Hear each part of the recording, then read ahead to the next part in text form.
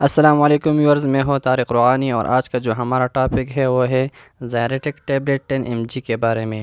اس کے بارے میں آج آپ کو مکمل تفصیل دوں گا کہ زائریٹک گولی ہوتا کیا ہے، اس کے ساتھ اس کے یوزز کیا ہوتے ہیں اور اس کے سائیڈ ایفیکٹس کیا ہو سکتے ہیں، اور یہ کہ اس کے پریکاشن کیا ہوتا ہے۔ تو آپ کو یہ ساری معلومات میں آج تفصیل سے دوں گا۔ سب سے پہلے ہم بات کریں گے کہ زائریٹک ہوتا کیا ہے۔ تو یہ ایک اینٹی الرجک ٹیبلیٹ ہے جو کہ اینٹی ہسٹامین کلاس سے تعلق رکھتا ہے۔ اس کا فنکشن یہ ہوتا ہے کہ آپ کو جو الرجک ریئیکشن ہوتا ہے باڈی کے اندر، اس کو روکنے میں مدد کرتا ہے۔ جو کیمیکل ہوتا ہے جس کی وجہ سے الرجی پروڈیوس ہوتا ہے، اس کو بلاک کرتا ہے۔ اب ہم ڈسکس کرتے ہیں زائریٹک ٹیبلیٹ کے یوزز کے بارے میں کہ یہ ہم کس پرپس کے لیے استعمال کر سکتے ہیں۔ تو جو سب سے امپورٹنٹ یوز ہے وہ یہ ہے کہ یہ ہم الرجی کے لیے یوز کرتے ہیں۔ الرجی بہت طرح کے ہوتے ہیں۔ کچھ لوگوں کو جیسے کہ ڈسٹ سے الرجی ہوتا ہے، یا کچھ رقم کے مثالوں سے کسی بندے کو الرجی ہوتا ہے، پرفیوم سے الرجی بھی ہو سکتی ہے۔ بہت ساری ایسی چیز ہے جس کے لیے ہم یہ یوز کرتے ہیں۔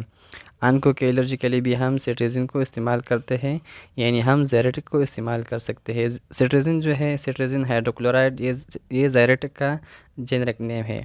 جیسے کہ چھینکنے آنا، ناک سے پانی آنا، ہم اس کے لیے بھی یوز کرتے ہیں، یعنی نزلہ ہونا، یہ بھی ایک قسم کا الرجی ہوتا ہے جو کہ ہم ان کے لیے استعمال کرتے ہیں۔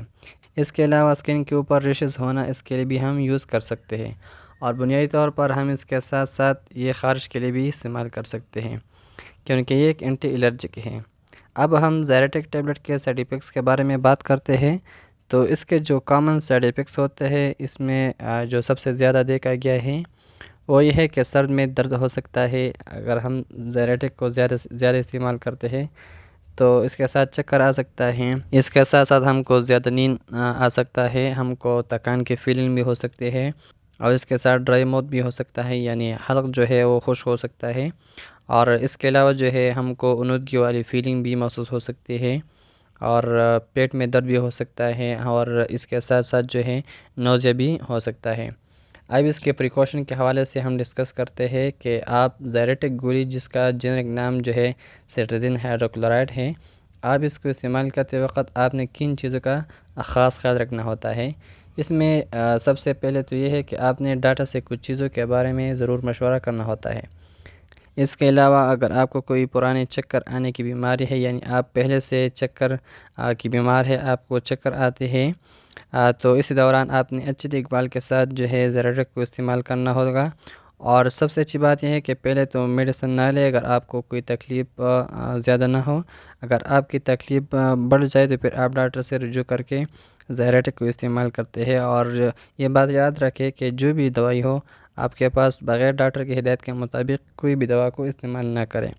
اس کے علاوہ آپ نے یہ ڈاکٹر کے ساتھ ضرور ڈسکس کرنا ہوگا اگر آپ کو مرگی یا خون کے ڈس آرڈر ہیں۔